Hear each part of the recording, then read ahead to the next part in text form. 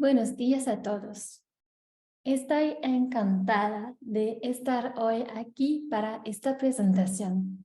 Gracias a Pada por esta propuesta. Empezaré presentándome. Soy Fanny Mejonal, tengo 30 años y vengo de Suiza. Para describir un poco mi formación, me dediqué a la psicología porque me interesaba mucho el trastorno del espectro autista. Durante mis estudios, tuve la oportunidad de especializarme en este trastorno y en las técnicas de atención a los niños con autismo.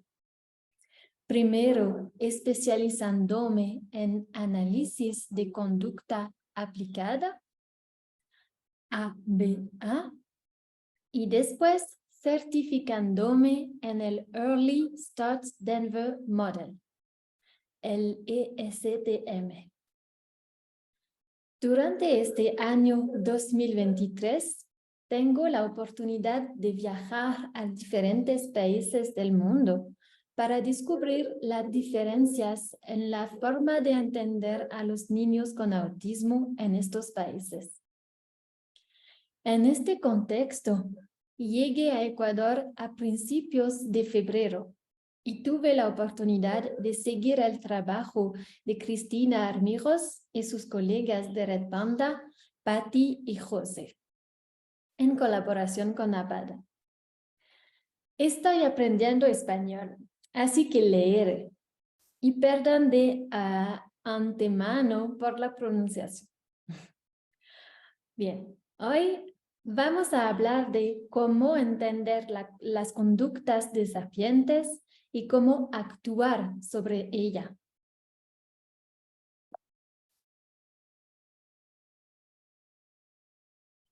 Empezaremos hablando brevemente de las características del autismo en relación con las conductas desafiantes. Luego definiremos qué es una conducta. Después pasaremos a las estrategias para afrontar las conductas desafiantes cuando se produzcan. Y por último, a las estrategias para prevenir la aparición de conductas desafiantes.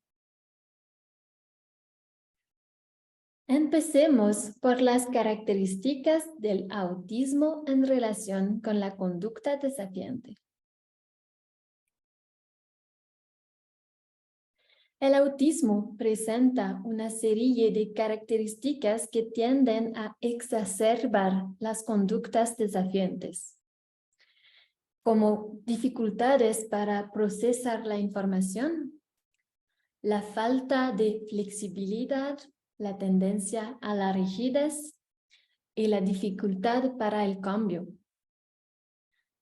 También hay un gran interés por algo o intereses poco comunes. La dificultad para procesar la información social y comprender las intenciones y emociones de los demás, así como dificultad para ponerse en el lugar de los demás. También dificultad para comunicarse, tanto para comprender lo que comunican otras personas, como para expresar sus propias necesidades y estados físicos o emocionales. Y diferencias en el procesamiento sensorial. También hay otros factores que es importante nombrar, pero que no son específicos del autismo, como por ejemplo, problemas somáticos subyacentes no tratados o trastornos del sueño, es decir, la salud del niño. La subestimulación, es decir, el aburrimiento. La frustración de la falta de autonomía y de autodeterminación. Y habilidades motoras reducidas.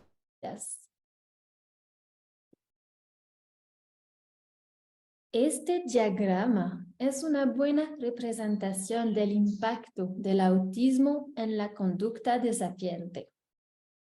A la izquierda, muestra el funcionamiento de una persona con autismo y a la derecha muestra el funcionamiento de una persona sin autismo. En cuanto se recibe la información, los estímulos no son percibidos y experimentados de la misma manera por las dos personas. Esto ya resta energía a las personas con autismo y no a las personas sin autismo. Lo mismo ocurre con las distintas etapas del procesamiento de la información, lo que lleva a las personas con autismo a un alto nivel de fatiga, de ansiedad, de agotamiento, mientras que sería más moderado en una persona sin autismo. Teniendo en cuenta estas características, pasemos a definir la conducta. En primer lugar, una definición global de la conducta. Son todas las acciones observables que realiza una persona. Caminar, comer, jugar, hablar. Mi conducta en este momento es hablar. Su conducta en este momento es ver la presentación. Una conducta es observable, medible y se repite. Por ejemplo, estar enfadado no es una conducta, porque no es directamente observable y medible. En cambio, fruncir el ceño, cruzarse de brazos y decir, estoy enfadado, son conductas porque son observables y medibles.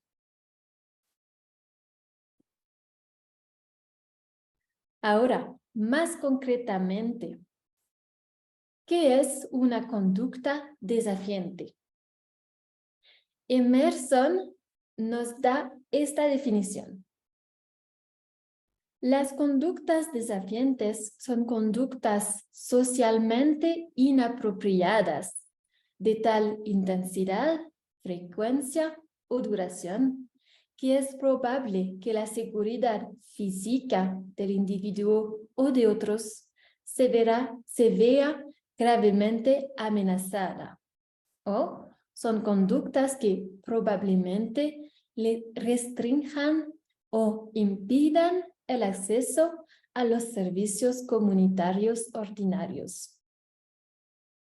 En otras palabras, es cualquier forma de conducta que inhibe o interfiere en el funcionamiento cotidiano de una persona o que interfiere en su calidad de vida.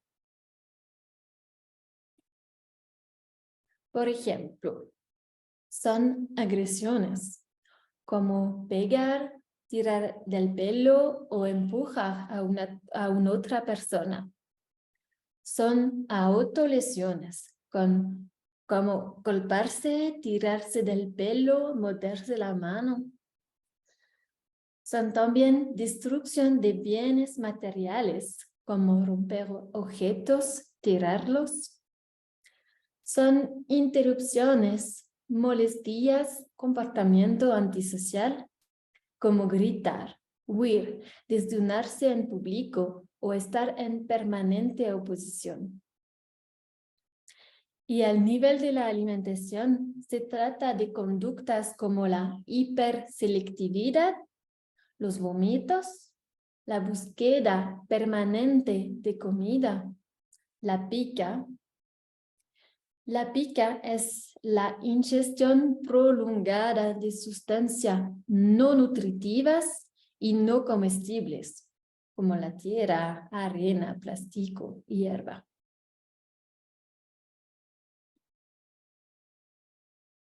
En cuanto a los comportamientos repetitivos, las estereotipías y la autoestimulación, los profesionales tienen opiniones diferentes. Para algunos profesionales, especialmente del análisis de conducta aplicado, ABA, estos comportamientos se consideran principalmente desafiantes y se aplicarán técnicas de ABA para limitarlos.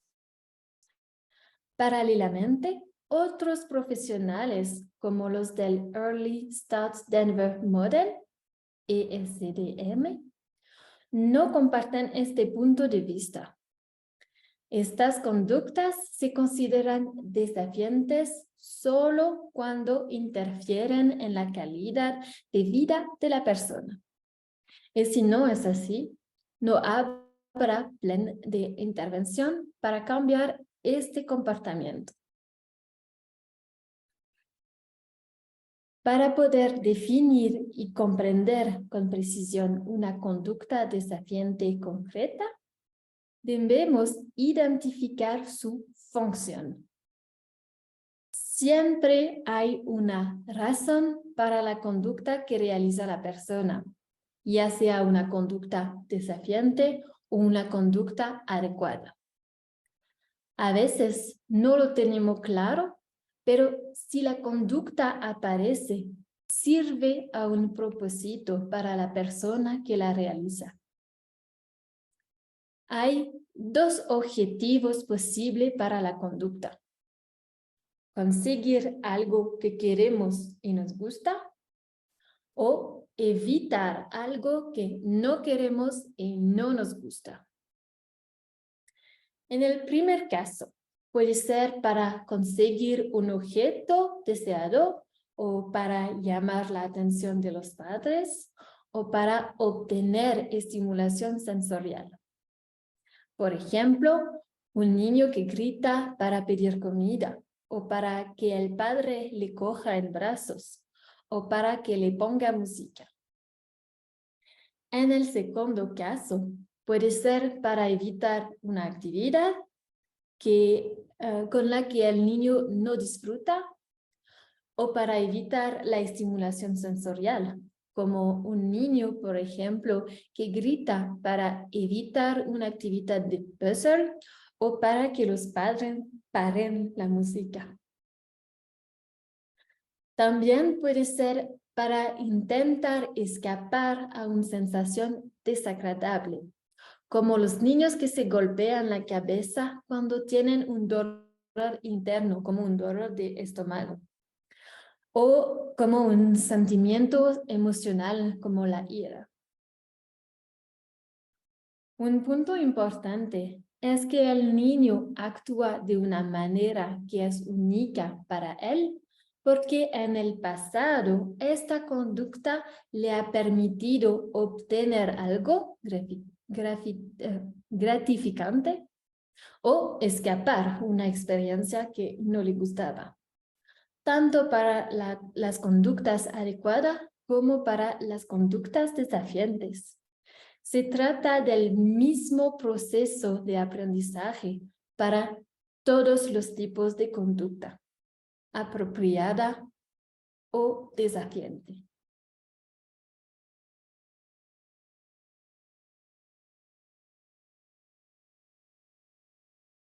Sí. Para identificar la función de la conducta desafiante al que nos dirigimos, utilizaremos el análisis funcional. Si no conocemos la función de una conducta, no sabremos cómo actuar sobre ella. En el análisis funcional, nos interesan estos tres elementos: el antecedente, la conducta y la consecuencia. Estos elementos constituyen lo que el ABA denomina la contingencia ABC. En otras palabras, en los términos más comprensibles del ESDM, estos elementos constituyen un patrón de aprendizaje, es decir, el patrón a través del cual todos los seres vivos aprenden todas sus conductas. Bien, describamos estos elementos uno por uno. El antecedente es el acontecimiento que tiene lugar justo antes de la conducta y que lo desencadena. Puede ser una instrucción del adulto o la aparición de un objeto en el entorno, o puede ser interno como una sensación, un dolor, una emoción, o puede ser ambiental como un ruido.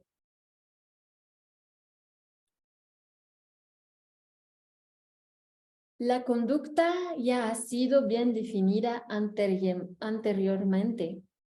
Es la respuesta de una persona a un antecedente.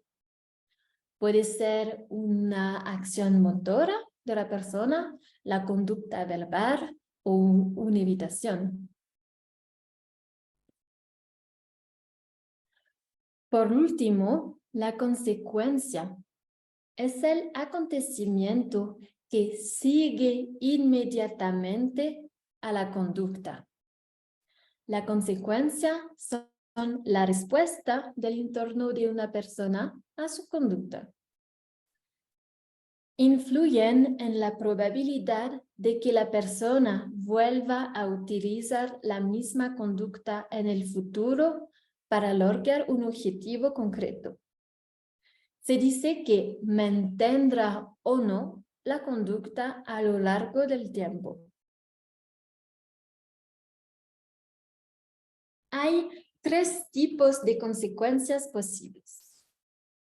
1. Las nuevas conductas se aprenden gracias a las consecuencias deseables, agradables, que se derivan de ellas. Es el principio de refuerzo. Cuando un niño realiza una conducta por un motivo concreto y lo consigue, hay más probabilidades de que vuelva a realizarlo la próxima vez que se encuentre en esa situación. Por ejemplo, si un niño señala para conseguir su merienda y lo consigue, es probable que vuelva a señalar la próxima vez que quería su merienda.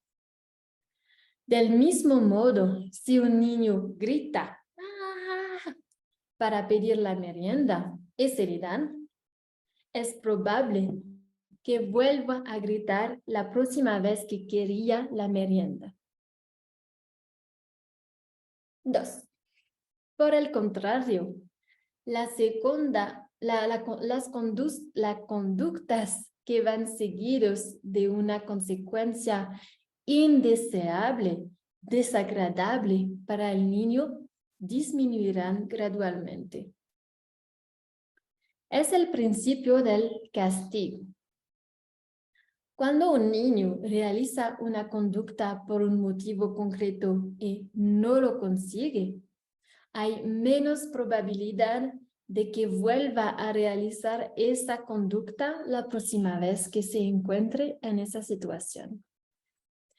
Por ejemplo, si un niño pide una galleta y se la dan, pero no le gusta nada el sabor, e incluso le dan arcadas, es menos probable que vuelva a pedir esa galleta la próxima vez que la vea.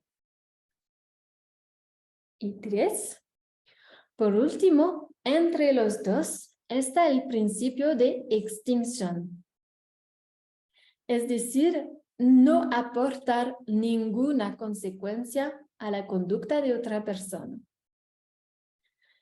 Las conductas que no van seguidos de ninguna consecuencia ni deseable ni indeseable, se desvanecen con el tiempo. Si un niño realiza una conducta por un motivo y no ocurre nada como consecuencia del mismo, es menos probable que lo haga la próxima vez que se encuentre en esa situación.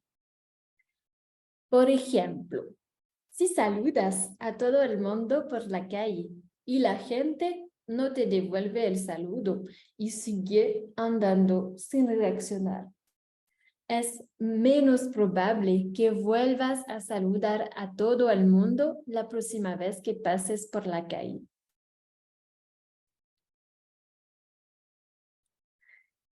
Se habrá dado cuenta de que tanto el principio de extinción como el de castigo tienden a hacer desaparecer una conducta. Entonces, ¿cuál es la diferencia? ¿Y por qué es tan difícil reducir la aparición de conductas desafiantes cuando hay dos principios que pretenden reducirlas? Le contaré más cuando hablemos de estrategias. Por último, y antes de pasar a las estrategias, hay 4 elementos que deben tenerse en cuenta en el análisis funcional. Son los acontecimientos contextuales. Aquí. Corresponde al estado en el que se encuentra la persona en relación con la situación. Es decir, cuál es la motivación de la persona en relación con la situación. Puede tratarse de fatiga, enfermedad, emoción positivas o emoción negativas, etc. Estos acontecimientos contextuales influirán en la forma de actuar de la persona, en su conducta. Por ejemplo, en los acontecimientos contextuales, digamos que le gusta mucho la tarta de chocolate. En esta situación, otro acontecimiento contextual sería que llevas más de 8 horas sin comer y tengas mucha hambre. Si en este momento pasas por delante de una panadería y ves un tarta de chocolate, ¿es el antecedente? Probablemente irá a comprar esa tarta, es la conducta, y estará muy satisfecho con el resultado porque estará buena y no tendrás hambre. Su conducta se verá reforzado, es la consecuencia. Ahora bien, en otra situación en la que le siga gustando tanto la tarta de chocolate, un acontecimiento contextual será que, en cambio, acabas de comerte un plato enorme, como una fanesca, y por eso ya no tienes hambre. Si en este momento pasa por delante de una panadería y ves una tarta de chocolate, el mismo antecedente, probablemente no irás a comprar ese pastel, la conducta, porque no te satisfaría la consecuencia. Quizá un dolor de estómago, una sensación de pedazos o incluso ganas de vomitar. Entonces sería más bien un castigo como una consecuencia. Este ejemplo muestra cómo el acontecimiento contextual influirán en la forma de actuar de la persona.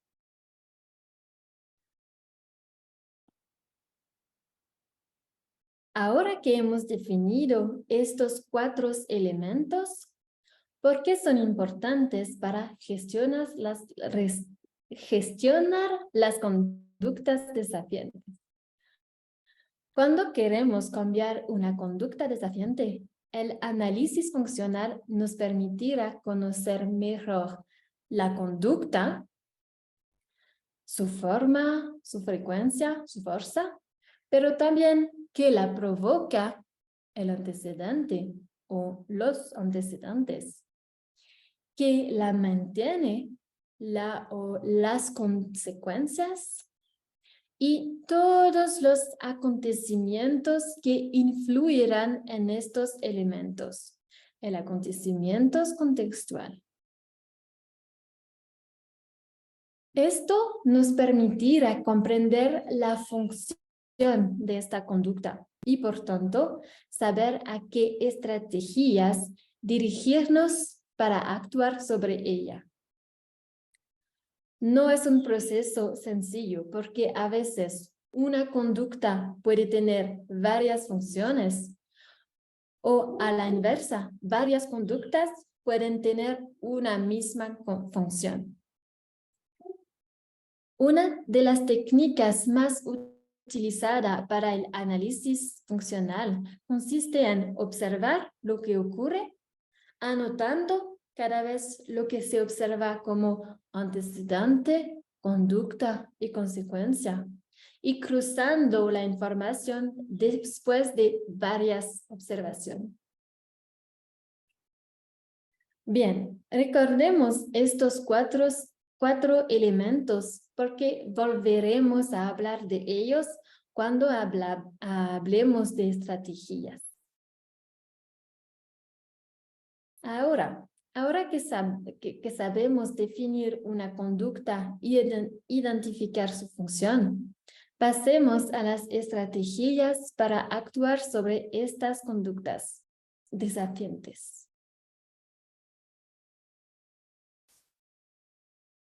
La primera estrategia consiste en ayudar al niño a desarrollar habilidades en todos los ámbitos del desarrollo, haciendo especial hincapié en las habilidades de comunicación y interacción social. Hay que capacitar al niño para que se comunique adecuadamente. La segunda estrategia consiste en sustituir las conductas desafiantes por conductas adecuadas. La razón por la que es tan importante conocer la forma en que se produce una conducta desafiante es que nos ayudará a elegir la conducta que queremos ver en su lugar. En efecto, una vez conocida la función de la conducta desafiante, podemos pensar en cómo queremos que actúe el niño para alcanzar ese objetivo.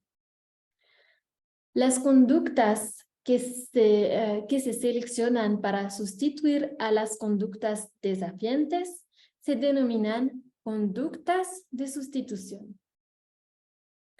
Por ejemplo, si un niño pide a gritos un bocadillo, se elegirá una conducta de sustitución como señalar o decir come o decir bocadillo.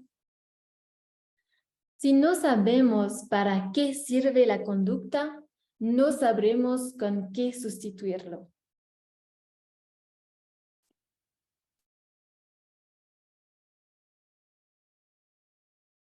Hay características importantes que hay que tener en cuenta para esta conducta de sustitución. Debe ser tan fácil adoptar para el niño como la conducta desafiante. Debe conducir a las mismas consecuencias reforzantes, es decir, al mismo resultado. Y debe ser tan rápida como la conducta desafiante.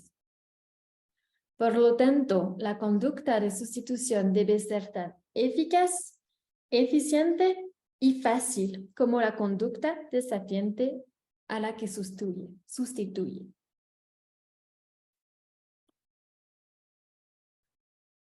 Una vez elegida la conducta de sustitución, se utilizarán los principios de refuerzo y de extinción.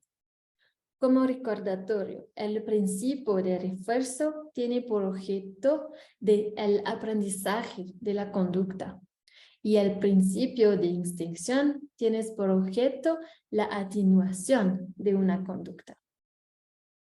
Para ello, actuaremos del siguiente modo. En una situación concreta, cuando aparece la conducta desafiante, ya no aportamos ninguna consecuencia a la conducta desafiante, es decir, lo extingue. El objetivo es que el niño sepa que su conducta ya no es eficaz para alcanzar el objetivo. Al mismo tiempo, se ayudará al niño a realizar la conducta de sustitución seleccionada y, en cuanto la realice, se le proporcionará la consecuencia de refuerzo esperada para que alcance su objetivo. De este modo, el niño sabe que esa es la conducta que funciona en ese momento. Es un aprendizaje. Con la repetición, el niño debe dejar gradualmente de utilizar la conducta desafiantes y en su lugar utilizar la conducta de sustitución. Un ejemplo. Si un niño pide a gritos su merienda, no se le daremos en este momento. En su lugar, ayudaremos al niño a señalar la merienda y en cuanto señale, se le daremos. En esta situación, habremos utilizando el principio de extinción para la conducta desafiante de gritar para pedir algo y habremos utilizado el principio de refuerzo para la conducta apropiada de señalar para pedir algo. Por ejemplo, es mi merienda. Merienda. Sí, y la refuerzo. Es un ejemplo. Como otro ejemplo, si un niño está gritando para llamar la atención de sus padres, no vamos a prestarle atención en ese momento, por lo que no decimos deja de gritar ni nada por el estilo. Simplemente continuamos con lo que estábamos haciendo. Y al mismo tiempo, ayudaremos al niño a llamar la atención de forma adecuada, como dándole palmaditas en el brazo o diciéndole mamá, papá. Y en ese momento le prestaremos atención mirándole y hablándole. Por ejemplo, si estoy mirando a mi teléfono y el niño está gritando para llamar mi atención, no voy a darle atención en este momento. Voy a ayudarle. Mamá. Cuando le dice, sí, niño, ¿qué pasó? Es un ejemplo. Con esta explicación, queda claro lo importante que es elegir una conducta de sustitución que sea fácil, eficiente y eficaz para el niño. Si la conducta de sustitución es compleja y requiere un esfuerzo por parte del niño, este no la utilizará y seguirá utilizando en su lugar la conducta desafiante.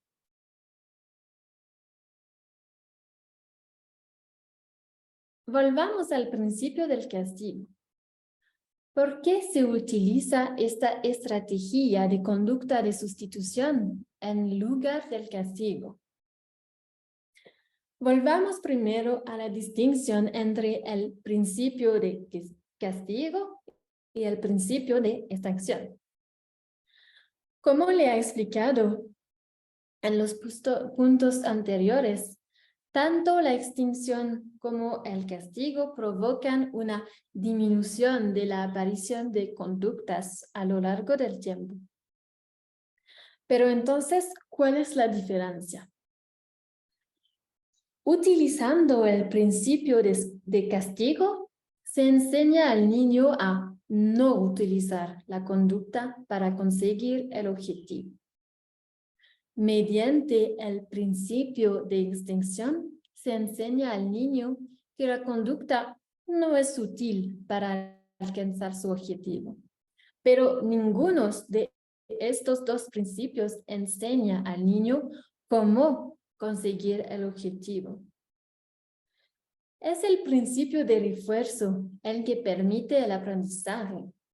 Por lo tanto, cuando queremos suprimir una conducta desafiante, utilizamos la combinación del principio de extinción y el principio de refuerzo para estar en una situación de aprendizaje. Queremos que el niño sepa qué hacer para conseguir el objetivo.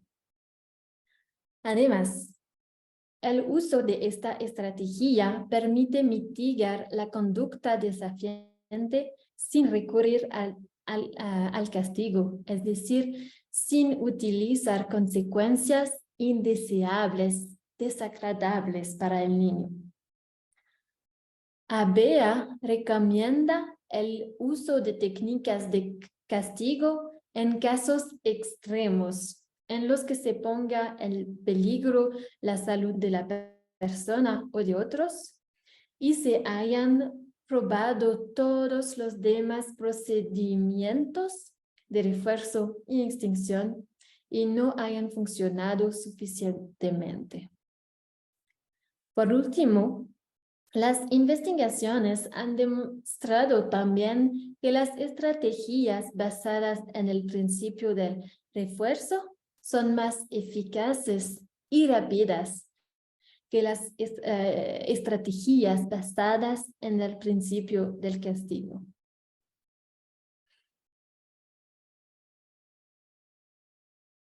Acabamos de ver una de las estrategias más utilizadas en ABEA y en ESDM. En esta cuarta y última parte, veremos varias estrategias para prevenir las conductas desafiantes. Porque aunque sepas cómo controlar estas conductas, es mejor que no se produzcan.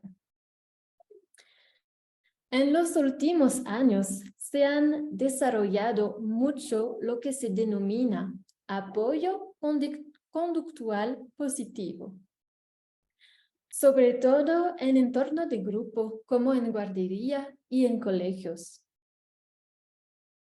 Estas técnicas funcionan igual de bien con los niños autistas que con los que no lo son. Empezaré con 8 estrategias que se refieren al antecedente, es decir, al acontecimiento que precede justo la conducta.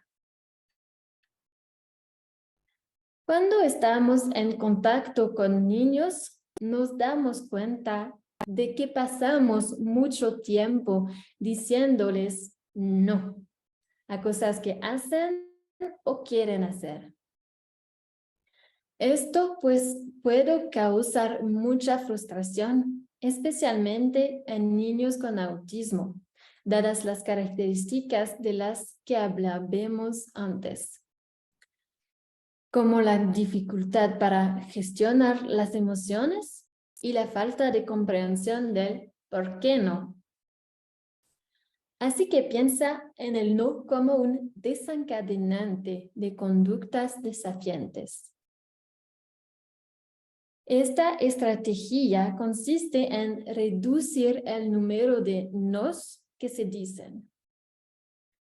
Para ello, imaginaremos 3 cestas en las que clasificaremos los nos. La prima es la cesta de los no no negociable, es decir, las cuestiones de salud y seguridad, en las que no tienes más remedio que impedir la conducta. Por ejemplo, si un niño quiere poner la mano en la plancha caliente, no vamos a ceder y decir sí. En la segunda cesta, apuntamos un número reducido de conductas sobre los que queremos trabajar la aceptación del no. Entre 5 conductas como máximo. De lo contrario, es demasiado por los niños. En esta cesta, solo ponemos los no que son negociables y prioritarios. Para los que queremos que al niño acepte poco a poco, respetarlo sin demasiada frustración. Por ello, puedes pensar en técnicas como ofrecer una distracción o disponer de una ayuda visual. En la última cesta están todos los demás no, que podemos dejar de lado temporalmente hasta que la cesta 2 esté vacía. Son los no que son negociables y no prioritarios. Y así, en esta situación, durante un tiempo, solo durante un tiempo, no decimos no al niño. Por ejemplo, por la elección de la ropa, lo que come o el almacenamiento, difícil, de los juguetes. Esta estrategia reducirá el número de nos que se dicen, lo que puede ayudar a reducir la frustración. Otra estrategia consiste en reducir aún más el número de nos.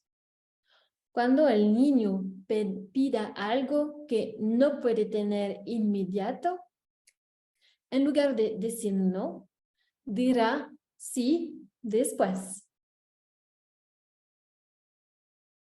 Una vez más, si consideramos el no como desencadenante de conductas desafiantes, teniendo en cuenta las características del autismo, algunos niños no entenderán por qué no pueden tener ese objeto inmediatamente y qué tienen que hacer para conseguirlo. Como la información verbal no siempre es suficiente para ayudar a esta comprensión, puede apoyarse con una ayuda visual de este tipo. Por ejemplo, primero comemos 3 bocados de verdura más y después el postre. O primero terminamos el puzzle y después jugamos con las burbujas. Es importante precisar que estamos explicando al niño la secuencia de acciones en el tiempo. No intentamos chantajearle. El primer paso no debe ser demasiado complejo. De lo contrario, se corre riesgo de provocar una conducta desafiante a pesar de todo.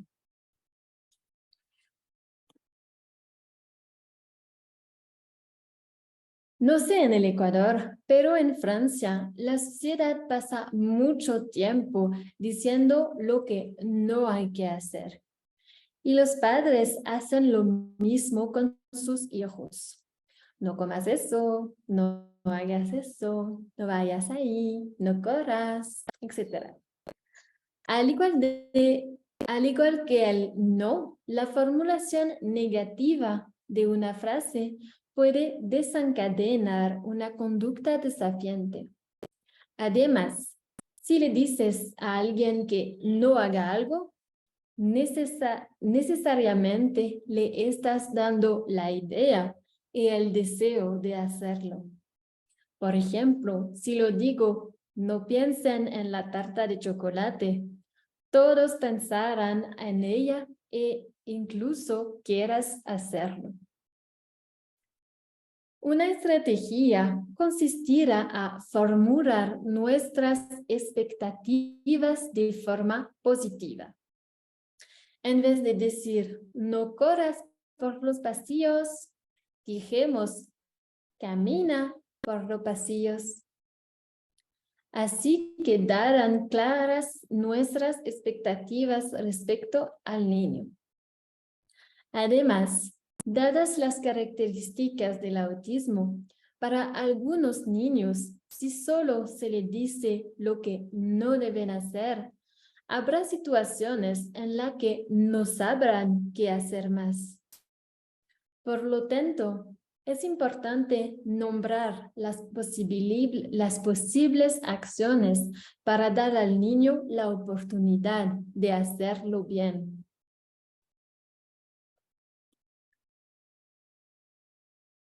A menudo se tienden a notificar cuando los niños se portan mal y no necesariamente cuando se portan bien. Con esta estrategia queremos cambiar eso para prestar mucha atención a las conductas esperadas que están siendo desafiados y así animar al niño a hacerlos más a menudo. Por ejemplo, si el niño se ha sentado bien a la mesa para comer, se le dice: me gusta mucho lo bien que te has sentado. Queremos pillarles portándose bien. Esta estrategia también se utiliza mucho en grupos. Por ejemplo, en lugar de reprender a los niños que no se sientan bien, se puede reconocer la buena conducta de otro niño.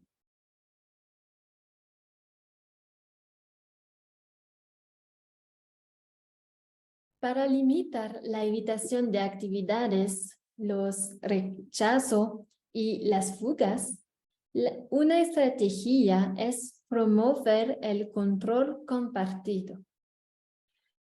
Esto remite al principio de autodeterminación que es presente en todos los niños. La autodeterminación es el conjunto de aptitudes y actitudes necesarias para que una persona actúe directamente sobre su vida, tomando decisiones no influidas por agentes externos indebidos. La falta de oportunidades de autodeterminación puede desencadenar conductas desafiantes. Una primera estrategia consistirá en ofrecer al niño muchas opciones en todas las situaciones cotidianas y sobre todo en las que suelen provocar conductas desafiantes. Las opciones deben ser sencillas y claras y basarse en lo que motiva al niño, pero porque no quiera elegir algo que no le gusta.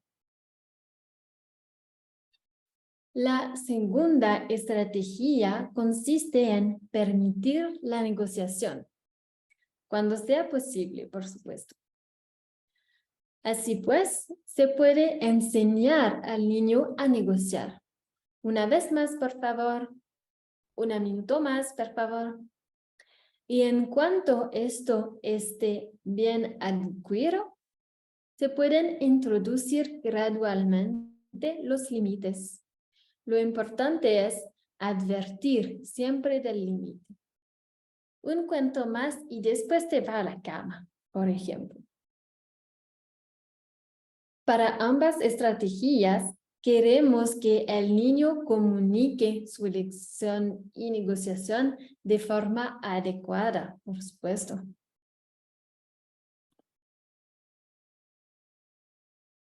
Cuando el niño muestra poco o ningún interés por una actividad, una estrategia consiste en modificar la actividad para adaptarla a su interés.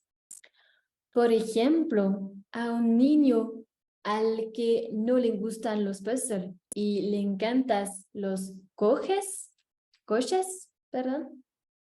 se le pueden ofrecer puzzles de coches para que coincida con su motivación. También se puede reducir la dificultad o la duración de una actividad para hacerla más accesible al niño y aumentar gradualmente la complejidad cuando la conducta desafiante ya no esté presente. Del mismo modo, se puede ofrecer más ayuda, más apoyo al niño al principio e ir reduciéndolos gradualmente cuando la conducta desafiante ya no esté presente.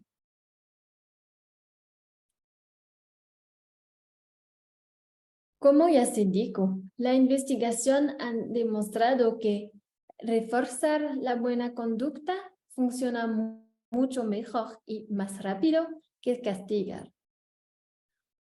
Cuando se reprende a un niño delante de todos o utilizando la vergüenza o la intimidación, se recurre al castigo. Esta estrategia pretende, por tanto, reprender al niño con una corrección silenciosa, solo para él, y anunciando siempre nuestras expectativas de forma positiva para fomentar estas conductas y así prestar menos atención a las conductas desafiantes. Por ejemplo, quería que tú camina en el pasillo. ¿Bien? Y después vamos a jugar con un pez. Es un ejemplo. Esta es probablemente una de las estrategias más recomendadas en el autismo. Estructurar el entorno, especialmente con ayuda de soportes visuales. Las investigaciones demuestran que las personas con autismo comprenden mejor los elementos visuales que los verbales. Por tanto, podemos apoyar nuestra comunicación verbal con diversas ayudas visuales en distintos momentos del día. De hecho, la falta de comprensión puede ser una desencadenante de conductas desafiantes. El programa TEACH, que significa Treatment and Education of Autistic and Communication-Related Handicapped Children, es uno de los métodos más utilizados para estructurar el entorno con el fin de fomentar una conducta adecuada. Los objetivos de esta estrategia son aumentar la comprensión del propio entorno o de la actividad, facilitar las transiciones y aumentar la previsibilidad temporal. Ahora hablaremos de 3 estrategias que tienen que ver con el acontecimiento contextual, es decir, el estado en el que se encuentra la persona en relación con la situación. La primera trata de la salud de los niños. No le mencionaré hasta el fin de la presentación, pero siempre es la primera pregunta que hay que hacerse sobre una conducta desafiante. ¿Se está haciendo daños al niño a alguna parte? Los niños con autismo no siempre son capaces de expresar dolor. por lo que es importante un seguimiento médico regular y preventivo para limitar el riesgo de malestar físico o de dolor. Además, cuando hay que instaurar un tratamiento, puede llevar tiempo encontrar el tratamiento y la dosis adecuados.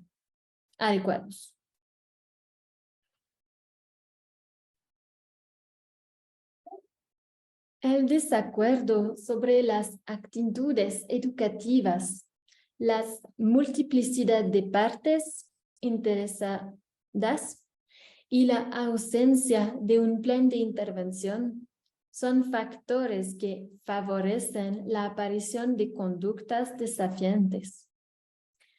Es importante que haya coherencia entre todas las personas que interactúan con el niño, que todas trabajan juntas en colaboración y que todas las personas de esta red utilizan las mismas actitudes educativas y sigan el plan de intervención. Por último, cuando observamos que el niño no está en buena forma, está un poco enfermo o no ha dormido, una estrategia que podemos utilizar es ser menos exigentes con el niño.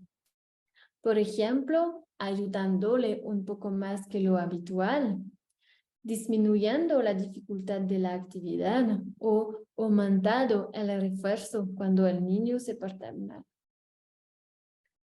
Por ejemplo, en ESDM, cuando un niño está merendando, rompemos la galleta en varios trozos pequeños para que el niño tenga que pedir varias veces que se le dan entera. Así le animamos a comunicarse cada vez más. Pero si el niño no está en buena forma, podemos hacer los trozos más grandes o darle varios a la vez. Así, seguimos trabajando sus habilidades comunicativas, pero sin pedirle más de lo que puede dar ese día. Debemos adaptarnos a la condición del niño. En conclusión, diría que una mejor comprensión de la conducta desafiante nos ayuda a saber cómo actuar cuando se produce. Y en la prevención también podemos poner en marcha muchas estrategias de apoyo a conducta positiva. Por fin, cuando busques profesionales para la atención del autismo, debes estar muy atento a la formación y certificación que han recibido. Incluso puede pedir el diploma de certificación. Esto es importante porque algunas organizaciones ofrecen formar a los profesionales en ABEA o ESDM en unas pocas horas, lo que no es en absoluto suficiente para saber aplicar estos métodos. Para ello se necesitan horas de práctica y supervisión, que pueden demostrarse con un documento que acredite la certificación de la persona. Tanto para ABEA como para ESDM, las organizaciones que ofrecen certificación en estas prácticas mantienen un registro de quienes han obtenido la certificación, que se puede consultar en Internet desde los enlaces que figuran aquí. Para ABEA es el sitio bacb.com del Behavioral Analysis Certification Board y para ESDM es el sitio esdm.co del Mind Institute. Tenga en cuenta que también puede encontrarse con muchas personas en proceso de formación en estas prácticas. Esto no significa que no sean competentes, simplemente están perfeccionando su práctica y en este caso son supervisados con mucha regularidad. Solo tienes que comprobar que se están formando con los organismos certificadores. Gracias a todos para escucharme y gracias a Pada y Red Panda por organizar esta presentación. Gracias.